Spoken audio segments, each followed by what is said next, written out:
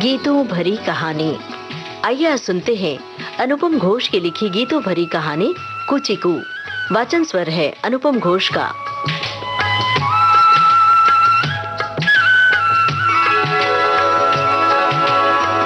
ये दिल और उनकी निगाहों के साए, ये दिल और उनकी निगाहों के साए, ये दिल और उनकी निगाहों के साए मुझे घेर लेते हैं बाहों के साए, मुझे घेर लेते हैं बाहों के साए।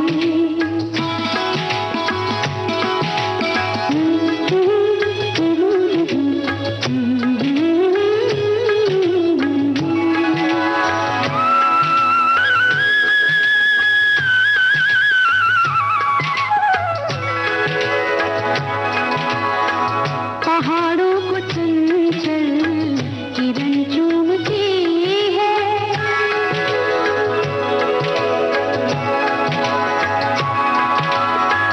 पहाड़ों को चंचल किरण चूमती है, हवा हर नदी का बदन चूमती है, हवा हर नदी का बदन चूमती है।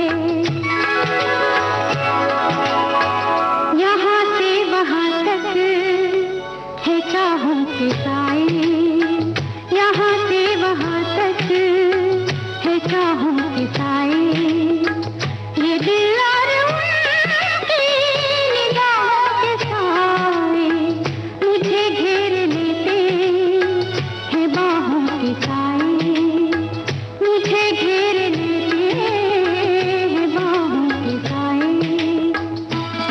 पौधों और मनुष्य का आपस में बड़ा गहरा रिश्ता है। ये जहाँ स्वयं उगाते हैं वहाँ अक्सर हम लोग इनकी उपेक्षा कर आगे बढ़ जाते हैं, किंतु जहाँ प्रकृति ने इन्हें नहीं उगाया, जहाँ दूर दूर तक पौधा तो छोड़िए घास का एक तिनका भी नजर ना आता हो, वहाँ दूर कहीं दिखा, दूर कहीं उगा कांटों का झंकार भी बरबस आपको अपनी ओर आकर्षित कर लेता है। आपको उसमें भी सुंदरता दिखने लगती है। यही मनुष्य के स्वभाव का एक विचित्र पहलू है। आप उसकी ओर खींचे चले जाते हैं जो आपको आसानी से नहीं मिलता, और जो सरलता से सुलभ हो जाता है, सहजता से आपके जीवन में आ जाता है, वो कितना भी अनमोल क्यों ना हो, आप उसकी कदर नहीं करते। मनुष्य के स्वभाव का ये विरोधाभास ही उसके कष्टों का एक बड़ा कारण बनता है। वो अपने आसपास चाहतों का एक विशाल पहाड़ सा खड़ा कर लेता है और सहज उपलब्ध खुशियों को नजरअंदाज कर न जाने क्या पाने की हसरत में तकलीफों के भंवर में गोल गोल घूमता रहता है। तुझसे नाराज नहीं जिंदगी, हैरान हूँ मैं, हो हैरान हूँ मैं।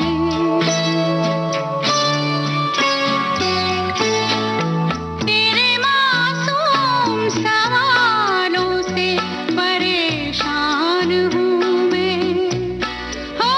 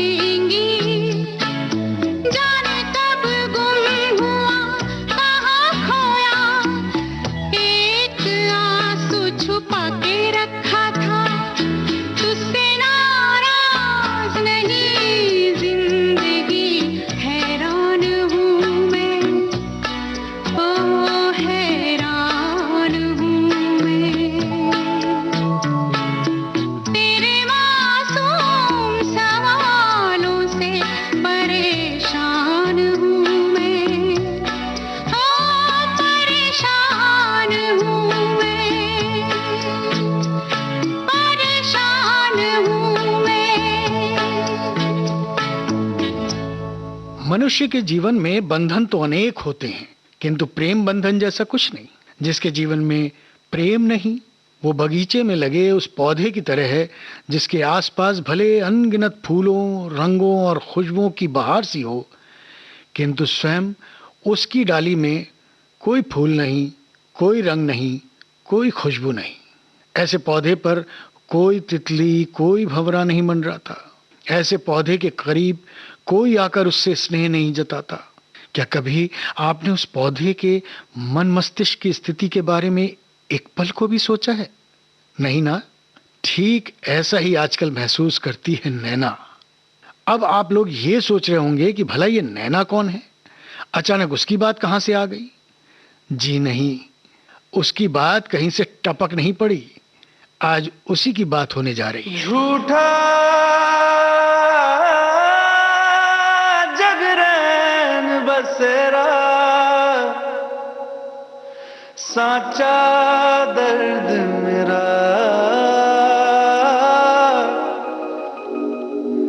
मृग तृष्णा सा मोह पिया, नाता मेरा तेरा। नैना जो सांझ ख्वाब देखते थे, नैना बिछड़ के आज रो दिए हैं यूं। नैना जो मिल के रात जागते थे, नैना शहर में पल के नीचते हैं यूं। जुदा हुए कदम जिन्होंने ली थी ये कसम, मिलके चलेंगे हरदम, अब बांटते हैं ये गम। भीगे नैना जो खिड़कियों से झांकते थे, नैना घुटन में बंद हो गए हैं। नैना जिसे रंगों की सख्त जरूरत है, जिसे जरूरत है ऐसी खुशबू की जिसके हवा के एक झोंके से ही तन मन सराबोर हो जाए, तो सवाल ये है कि आखिर ये नैना है कौन और उसके अंदर ये खालीपन, ये अधूरापन क्यों है? तो चलिए चलते हैं नैना की दुनिया में नैना से मुलाकात करने। नैना चतुर्वेदी, हाँ यही नाम था उसका। शहर के एक बेहद प्रतिष्ठित बैंक में मैनेजर नैना चतुर्वेदी, छरहरे बदन की एक सुंदर सी युवती। पिता की मृत्यु के बाद घर को इतनी जिम्मेदारी से संभाला कि अपना ही घर बसाने में चूक गई, और जब सब जिम्मेदारियों को पूरा कर अपने जीवन में झांकने की बारी आई तो उम्र के 42 पायदान पार हो चुके थे। भले नैना की उम्र 42 वर्ष की हो, किंतु आज भी दिखने में वो 35-36 से ऊपर की नहीं लगती। किंतु सच्चाई तो यही थी कि उसकी उम्र प्रौढ़ावस्था के शुरुआती दिनों में प्रवेश कर चुकी थी। आज भी हमारे देश में एक 42 वर्षीय युवती को एक सुयोग वर मिल सके, इसकी उम्मीद बहुत कम रहती है।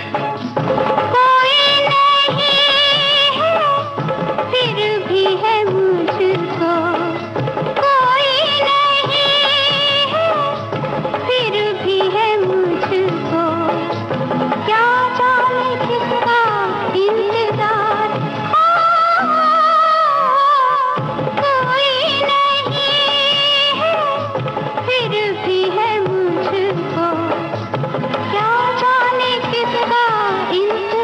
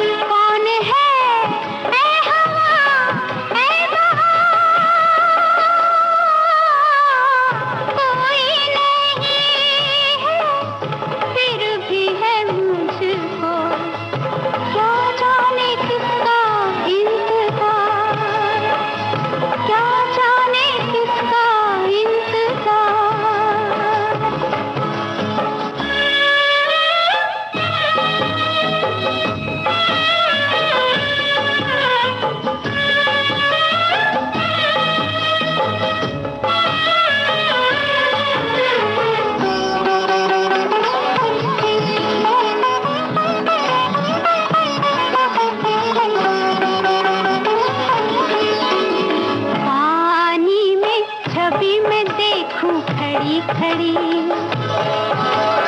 बालों में सजा के कलियां बड़ी बड़ी, सजा के कलियां बड़ी बड़ी, ओ पानी में छवि मैं देखूं खड़ी खड़ी, फिर बनो आप ही बेकरार,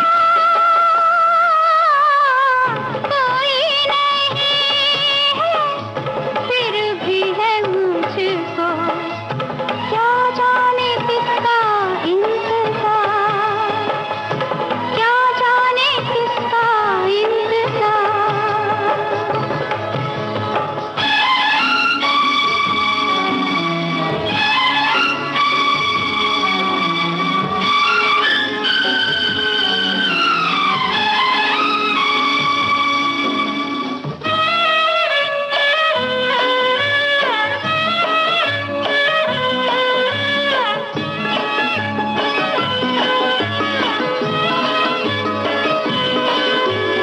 वादी में निशान मेरे ही पाँव के, फूलों पे है रंग मेरी ही छाँव के, है रंग मेरी ही छाँव के, ओ वादी में निशान मेरे ही पाँव के, फिर भी क्यों आए ना एतबार, कोई नहीं है फिर भी है मुझको, क्या जाने किसका इंतजार।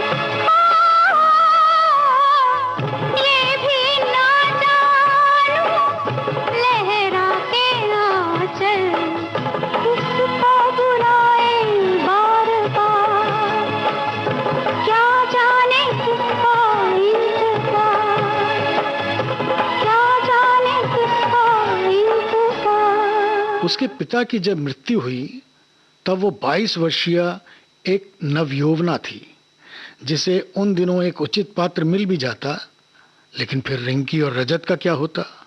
रिंकी तब 10वीं का इम्तिहान दे रही थी और रजत 2 बार फेल होकर रिंकी के साथ मैट्रिक पास करने की कोशिश कर रहा था। माँ ने 3 बच्चों को जन्म देकर अपना कर्तव्य पूरा किया और ईश्वर को प्यारी हो गई। जैसे माँ की कमी नैना ने पूरी की, वैसे ही पिता के जाने के बाद उनके ना होने का भार भी कभी भी इस घर पर महसूस नहीं होने दिया। रिंकी को ग्रेजुएट कराकर सुबोध से उसकी शादी करवाई। सुबोध एक मल्टीनेशनल सॉफ्टवेयर कंपनी में इंजीनियर है। वैसे सुबोध की माँ की इच्छा तो नैना को बहू बनाकर घर लाने की थी, लेकिन भाई बहन के जीवन को संवारने की धुन में लगी नैना के पास अपने लिए सोचने का तब समय ही कहाँ था। फिर कहीं ना कहीं उसे ये भी एहसास हो रहा था कि रिंकी को सुबोध अच्छा लगता था। अपनी इच्छाओं, सपनों और भविष्य की तरफ से पूरी तरह से मुंह फेर कर नैना ने रिंकी की शादी बड़ी धूमधाम से सुबोध के साथ करवा दी। उस रात अपनी बहन को दुल्हन बनी देख एक पल में नैना की आंखों में न जाने कितने सपनों ने एक साथ जन्म लिया और पल भर में ही दम तोड़ दिया।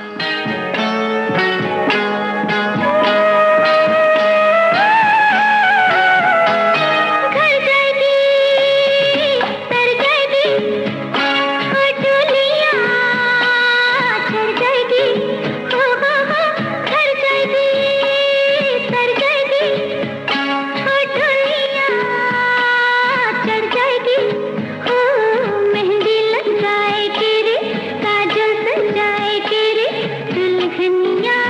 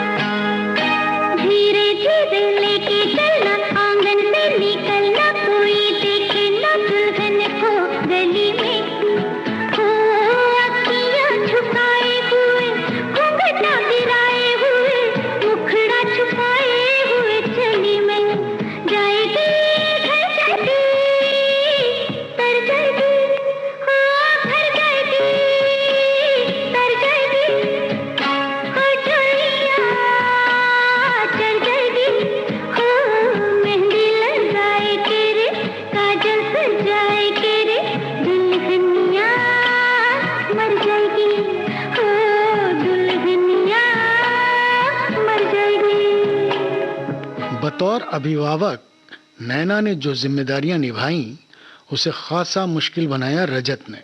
रजत रिंकी से बड़ा था और नैना के बाद घर को सुचारू रूप से चलाने की जिम्मेदारी उसी पर थी। लेकिन रजत अपने दिवा स्वप्नों में डूबा रहने वाला और गैर जिम्मेदाराना व्यक्तित्व का मालिक था। उसके इस रवैये के चलते रजत हमेशा ही नैना के लिए एक गहन चिंता का कारण बना रहा। बड़ी मुश्किलों के बाद नैना उसे एक ऐसे मार्ग पर ला सकी जहां से अब वो आसानी से अपना जीवन बिता सकेगा। नैना ने अपने पुराने मकान के आगे के हिस्से को दुकान में बदलकर रजत को एक प्रोविजन स्टोर खुलवा दिया। शहर के प्रतिष्ठित अवस्थी परिवार की लड़की काव्या का हाथ रजत के हाथ में पूरे रीति रिवाज से थमाकर नैना मानो गंगा नहाई। लेकिन उसे पूर्ण मुक्ति तब मिली जब घर की सभी चाबियां काव्या को देकर उसने अपने रहने के लिए लॉरेंस रोड पर एक सुंदर सा मकान खरीद लिया। यहाँ आने के बाद ही उसे फुर्सत मिली अपने बारे में सोचने की। एक प्यार का नगमा है, मौजों की रवानी है। एक प्यार का नगमा है, मौजों की रवानी है। जिंदगी और कुछ भी नहीं, तेरी मेरी कहानी है। एक प्यार का नगमा है, मौजों की रवानी है। जिंदगी और कुछ भी नहीं, तेरी मेरी कहानी है। एक प्यार का नगमा है।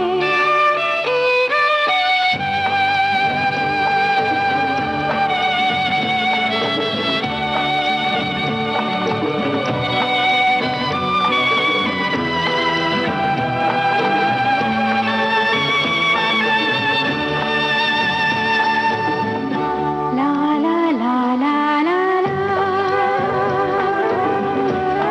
ला ला ला ला ला। कुछ पाकर खोना है, कुछ खोकर पाना है। जीवन का मतलब तो आना और जाना है। दो पल के जीवन से एक उम्र चुरानी है। जिंदगी और कुछ भी नहीं, तेरी मेरी कहानी है। एक प्यार का नगमा है।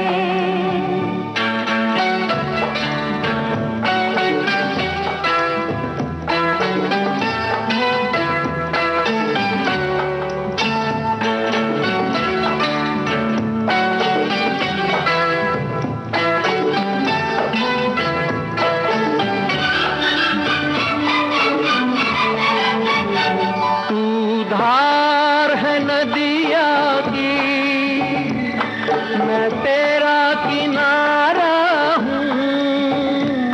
तू मेरा सहारा है, मैं तेरा सहारा हूँ। आँखों में समंदर है, आशाओं का पानी है। जिंदगी और कुछ भी नहीं, तेरी मेरी कहानी है। एक प्यार का नगमा है। अपनी ही सूरत जब उसने आईने में देखी तो सहसा उसे यकीन ही नहीं हुआ। काफी देर तक यूं ही खुद अपने ही चेहरे पर आंखें गड़ाए नैना खुद को तलाशती रही। आज पहली बार उसे एहसास हुआ कि जीवन का सबसे खूबसूरत लम्हा यौवन किसी फिल्म की तरह फास्ट फॉरवर्ड हो चुका था। जीवन के वो पल फिल्म की रील की तरह रिवाइंड नहीं किए जा सकते, वरना नैना उसे यूं अपने हाथों से जाने न देती। एक सुव्यवस्थित सा घर, अच्छी नौकरी, सम्मानपूर्वक जिंदगी और ढेर सारा समय। नैना के पास अब अपने लिए सब कुछ था, लेकिन जीवन साथी की कमी इस सब कुछ को बेमानी सा कर देती थी। अब उसे हर पल ये कमी कचोटने लगी। कोई होता जिसको अपना हम अपना कह लेते यारो, पास नहीं तो दूर ही होता, लेकिन कोई मेरा अपना। कोई होता जिसको अपना हम अपना कह लेते यारो, पास नहीं तो दूर ही होता, लेकिन कोई मेरा अपना।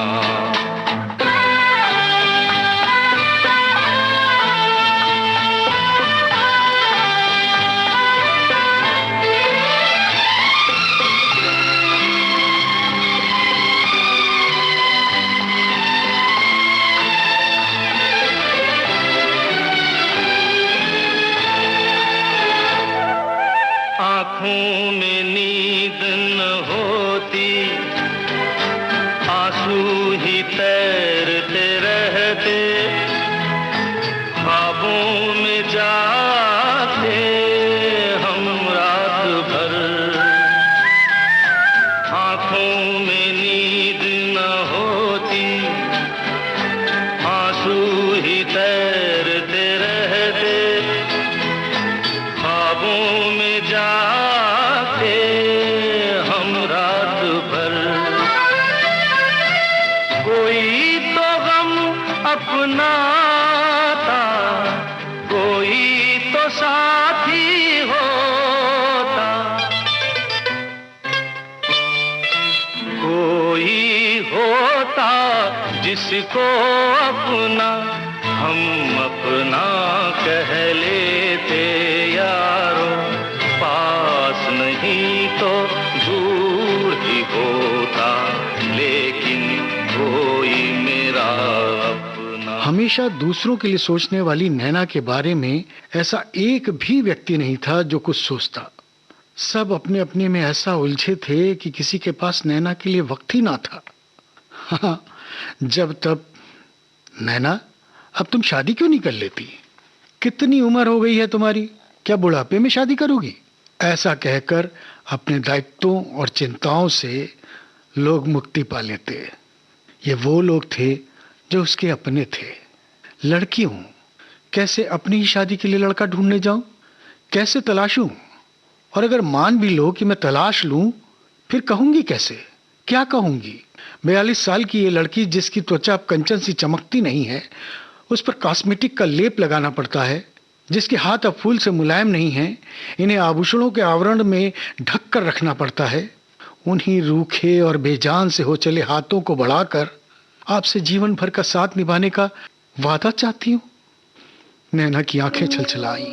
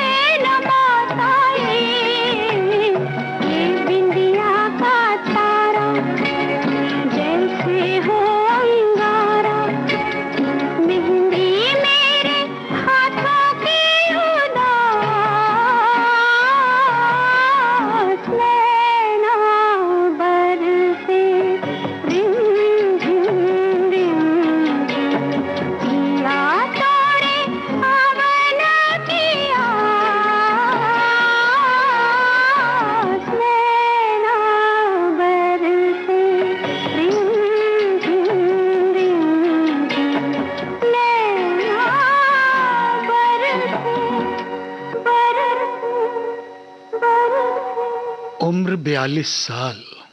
इस 42 साल ने नैना के पर बांध दिए थे। वो चाहती थी उन्मुक्त आसमान में स्वयं अपने प्रियतम को तलाशे, किंतु उम्र की बेड़ियां उसे आगे बढ़ने से रोकते। वो हर तरह से अकेली थी।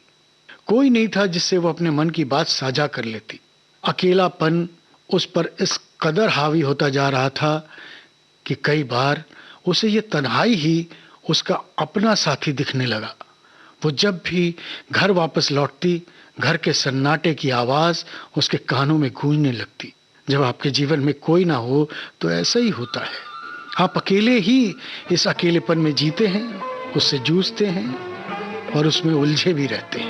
अपने जीवन की उलझन को कैसे मैं सुलझाऊं, अपने जीवन की उलझन को कैसे मैं सुलझाऊं, बीच भंवर में नाव है मेरी, कैसे पार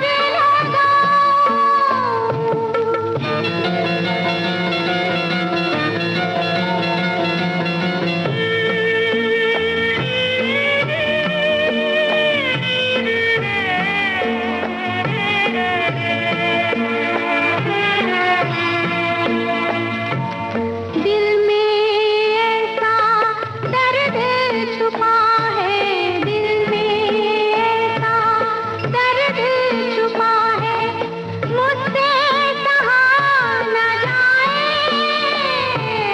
मुझसे सहा न जाए। कहना तो चाहूं अपनों से मैं, फिर भी कहा न जाए, फिर भी कहा न जाए। आंसू भी आँखों में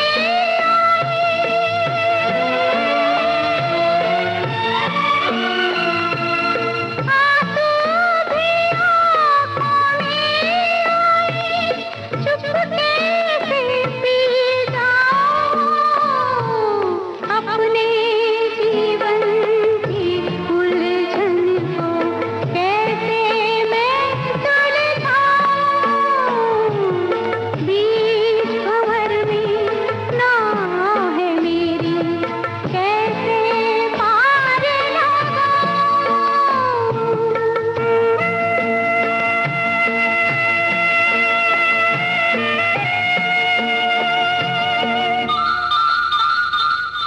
नैना ने चाबी से अपने घर का दरवाजा खोला। चाबी की आवाज वातावरण में गूंज उठी। दरवाजा खुलने की और बंद होने की आवाज। नैना ने घर के अंदर आकर टेबल पर चाबी का गुच्छा रखा। उसकी आवाज। फ्रिज से दूध निकालकर फ्रिज का दरवाजा बंद किया। उसकी आवाज। गैस स्टोव ऑन करने की आवाज। नैना उस पर दूध चढ़ाकर नहाने गई। शावर से बहते पानी की आवाज। उसने एक कप में चाय निकाली। उसकी आवाज। चाय लेकर वो अपने कमरे की फ्रेंच विंडो के पास रखी कुर्सी पर बैठकर चाय की चुस्की के साथ खिड़की के शीशे के पार धीरे धीरे शाम के अंधेरे में डूबती दुनिया को देखती रही। चाय की चुस्कियों की आवाज साफ सुनाई दे रही थी। शहर देखते ही देखते अंधेरे में सिमट गया और अनगिनत टिमटिमाती रोशनियों से घिर गया। नैना की गहरी शांत आंखें हमेशा दूर कहीं न जाने क्या तलाशती रहती हैं। सन्नाटे में बैठी नैना को अपने वॉल क्लॉक की टिक टिक साफ सुनाई दे रही थी। उस रोज उसे अपनी सांस की आवाज भी महसूस हुई। उसने अपनी सांस की आवाज को सुनना शुरू किया। सांस को सुनते हुए उसने अचानक अपनी आवाज तेज कर दी। और तेज और तेज और तेज। और जब उसका दम उखड़ने लगा तो अचानक शांत हो वहीं कुर्सी पर लुढ़क सी गई। घड़ी की टिक टिक और सांस की आवाज स्पष्ट सुनाई दे रही थी। नैना ने ढाल सी वहीं कुर्सी में सिमट सी गई। एकाकीपन की हताशा साफ नजर आ रही थी। अपने ही कमरे की कुर्सी पर सिमटी नैना मानो किसी गहरे अंधेरे कुएं में समाती जा रही थी। सब कुछ बौना सा प्रतीत होने लगा। तेरे बिना जिंदगी से कोई शिकवा तो नहीं, शिकवा नहीं, शिकवा नहीं, शिकवा नहीं। तेरे बिना जिंदगी भी लेकिन जिंदगी तो नहीं, जिंदगी नहीं, जिंदगी नहीं, जिंदगी नहीं। तेरे बिना जिंदगी से शिकवा तो नहीं।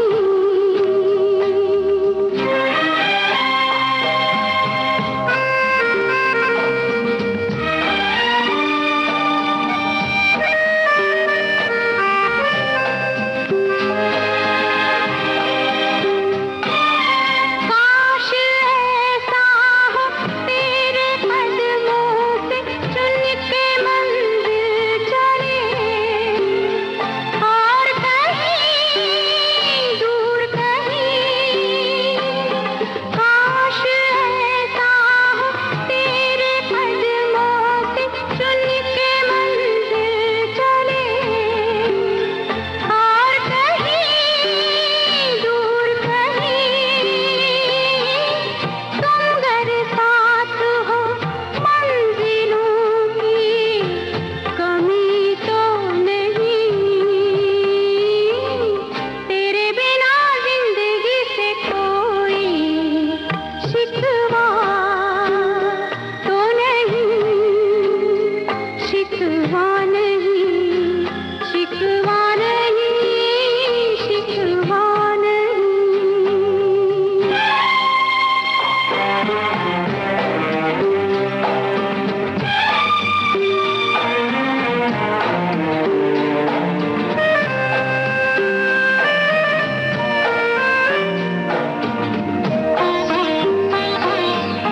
सुनो आरती,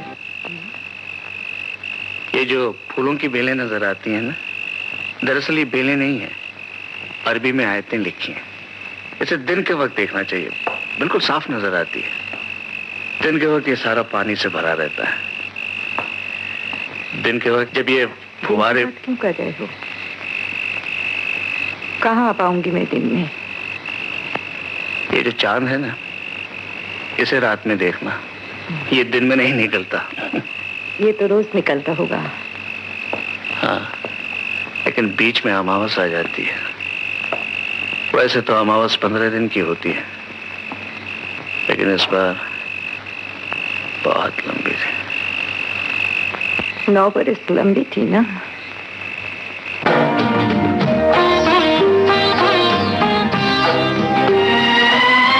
जी में आता है तेरे दामन में सर छुपा के हम रोते रहे, रोते रहे।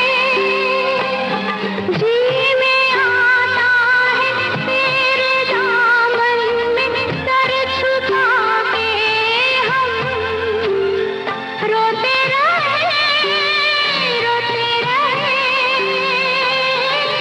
तेरी भी आंखों में आंसुओं की नमी तो नहीं। तेरे बिना जिंदगी से कोई शिकवा तो नहीं, शिकवा नहीं, शिकवा नहीं, शिकवा नहीं। तेरे बिना जिंदगी भी लेकिन जिंदगी तो नहीं, जिंदगी नहीं, जिंदगी नहीं, जिंदगी नहीं। समय का पहिया तेजी से बढ़ता जा रहा था। जितना ये आगे बढ़ता जा रहा था, नैना की चिंताएं उतनी ही बढ़ती जा रही थी। उसे मालूम था सिर्फ दिन, घंटे और मिनट ही नहीं बढ़ रहे हैं, उसके दाम्पत्य जीवन की आशाएं भी उसी रफ्तार में धूमिल होती जा रही हैं। जीवन साथी पाने की इच्छा को वो अपनी लाचारगी के कारण जितना झटकती उतना ही वो सिर चढ़कर बोलती। रोशनी जब कभी उसे दायरों से बाहर आने को उकसाती तो वो हंसकर अपने बचाव का रास्ता इख्तियार करती। रोशनी उसकी बचपन की सहेली है और दोनों साथ ही पली बड़ी हैं। आज से 16 साल पहले रोशनी का ब्याह दिल्ली में रहने वाले एक व्यवसायी उदित से हुआ। कुछ साल पहले उदित के जीवन में कोई और आ गया तो कुछ समय पहले ही उदित से हमेशा के लिए अलग होकर रोशनी अपनी माँ के पास हमेशा के लिए वापस आ गई। रोशनी के वापस शहर में आने से नैना के जीवन में एक नई ऊर्जा का संचार हुआ, अन्यथा तो वो अकेले ही जीवन से जूझ रही थी। दो तन्हा सहेलियां अब एक दूसरे का सहारा बन रही थी। आखिरकार नैना ने अपने समूचे साहस को समेटा और दायरों से बाहर आकर इस स्थिति का सामना करने और उससे पार पाने का फैसला किया।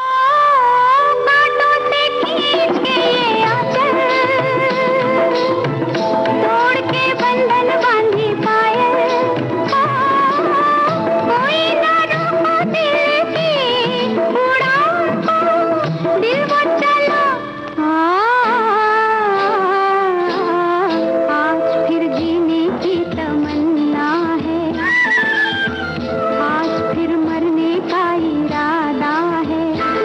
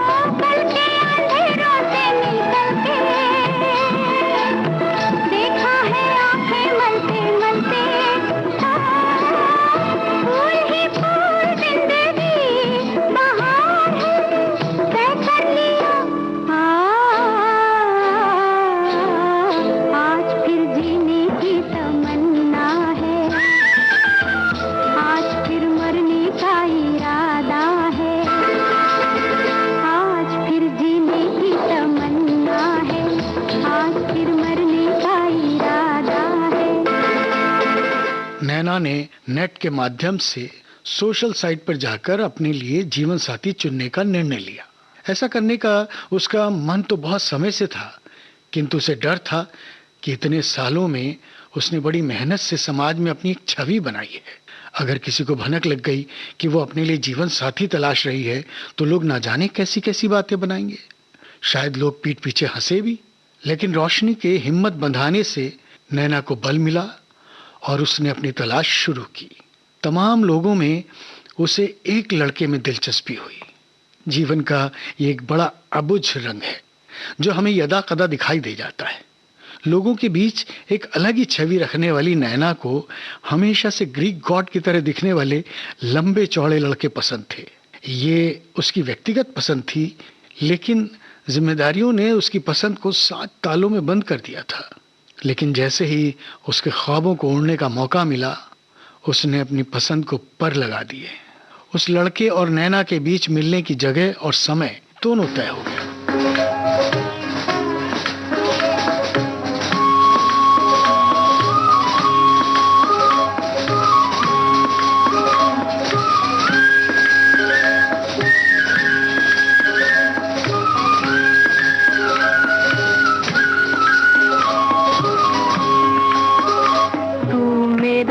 चांद मैं तेरी चांदनी,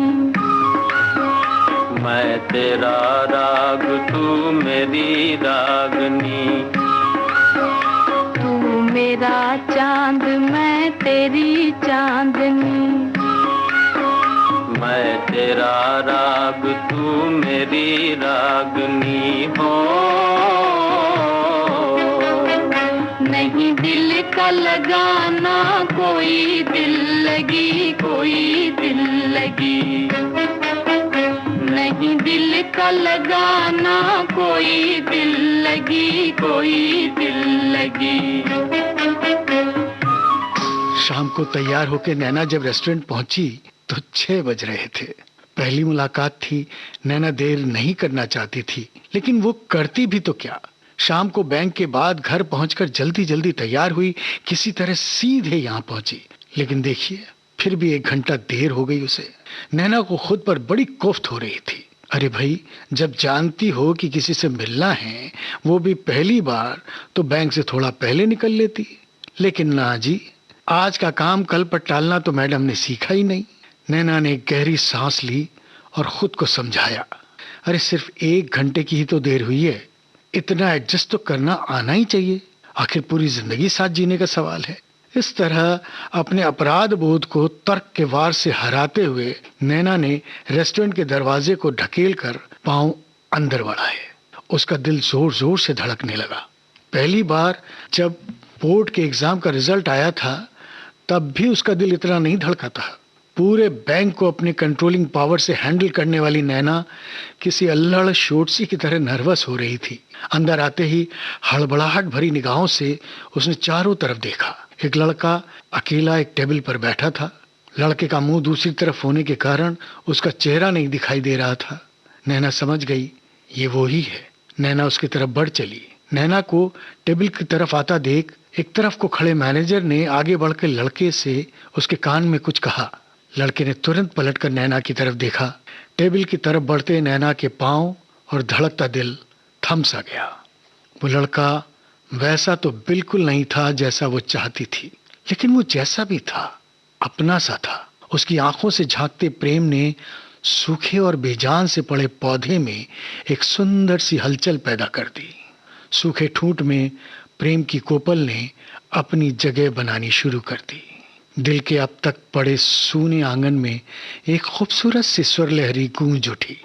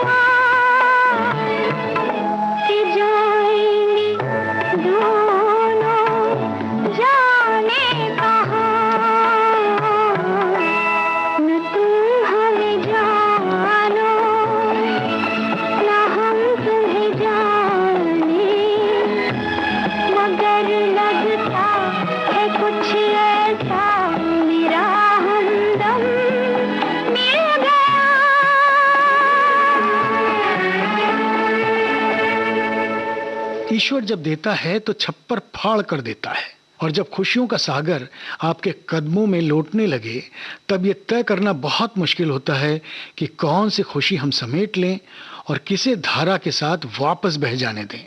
यहाँ मन की बात करना बेमानी होगा, क्योंकि मन स्वभाव से ही लालची है, पेटू है, थोड़े से उसका काम नहीं चलता, उसे तो सब कुछ चाहिए। लेकिन यथार्थ में ऐसा होता है क्या? नहीं, कतई नहीं। रोशनी को इस बात पर खुशी हुई कि फाइनली नैना को उसका जीवन साथी मिल गया।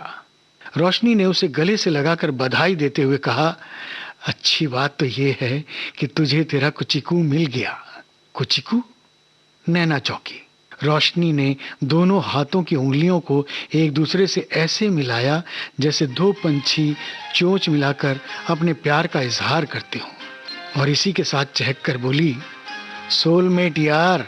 नैना धीरे से मुस्कुरा उठी। दो पंछी दो तिनके कहू लेके चले हैं कहाँ, दो पंछी दो तिनके कहू लेके चले हैं कहाँ। ये बनाएंगे एक आशियाँ, ये बनाएंगे एक आशियाँ। दो पंछी दो तिनके कहो लेके चले हैं कहाँ।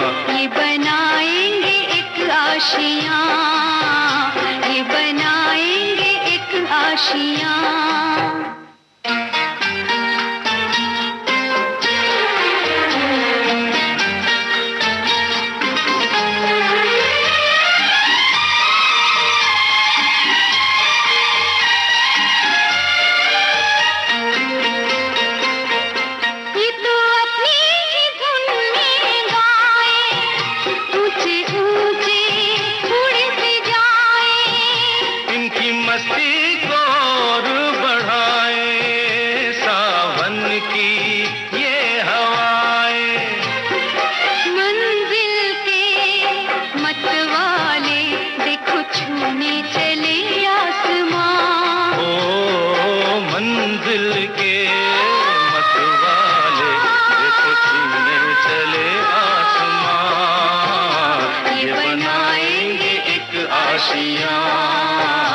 ये बनाएंगे एक आशियाँ।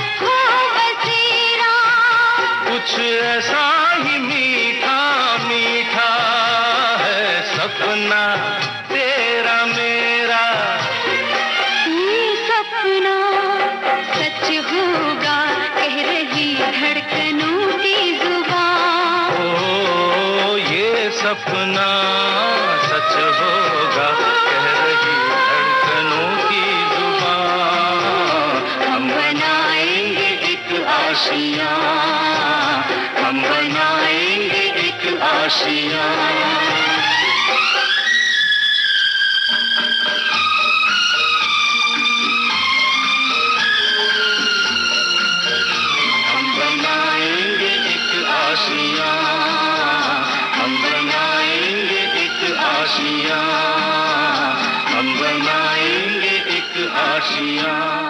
अभी आप सुन रहे थे अनुपम घोष की लिखी गीतों भरी कहानी कुचिकू।